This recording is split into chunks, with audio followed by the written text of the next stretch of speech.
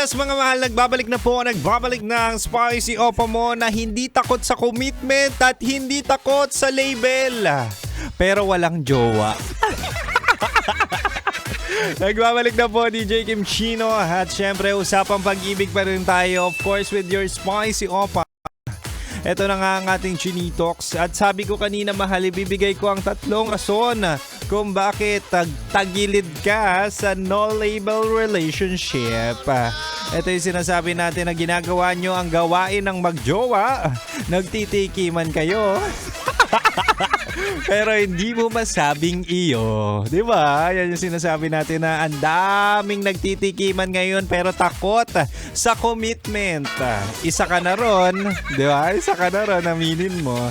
Siya sabi ko kanina, una, wag sa no label kasi walang malinaw na commitment. Ito yung sinasabi natin na pwede kang iwan yan kahit anong oras niyang gustuhin. 'Di ba? Totoo naman 'yon.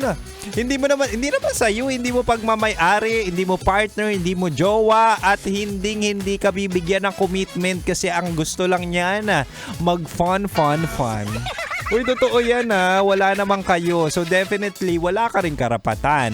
Uy, totoo yan sa taong nagmahal ng no label, 'di ba? Aminin niyo, wala kayong karapatan magselos, wala kayong karapatan manghingi ng update at wala kayong karapatan na ipakilala sa magulang.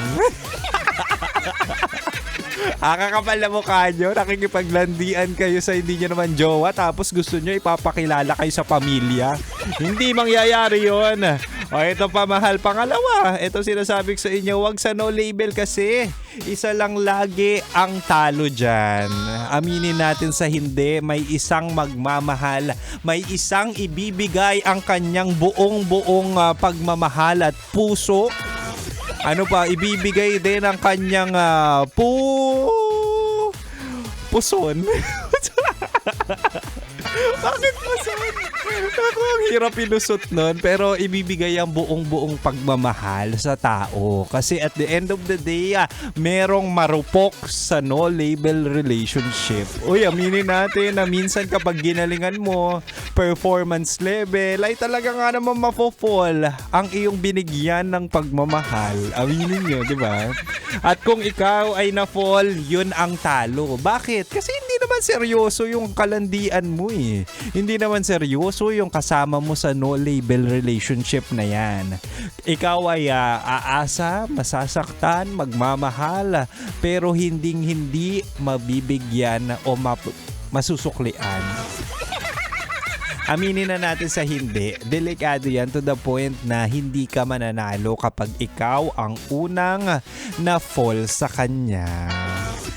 Bakit? Kasi marami ang kalandian. Sure ka ba na papasok yan sa no-label relationship tapos mag-isa ka lang? Hindi. The more the merrier kapag ikaw ay exploring stage. Uy, Totoo naman. Oh, 'di ba? Kaya kayo diyan, kayong mga nasa no label relationship, mag-isip-isip na kayo or don't take it seriously to the point na gagawin mo siyang buhay.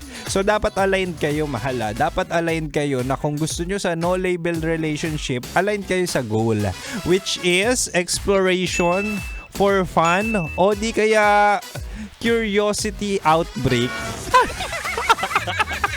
Parang virus lang, di ba? Anyway, maraming salamat mahal sa pakikinig. Pero don't worry, balik lang tayo sa ating rock-rockan music. Pero syempre dito ka lang, hanggang 9 PM pa naman si Kim Chino. Dito ka lang sa 90.7 Love Radio. Kailangan pa bang i-memorize yan? Basic. Metro's #1 Love Radio. 'Basic!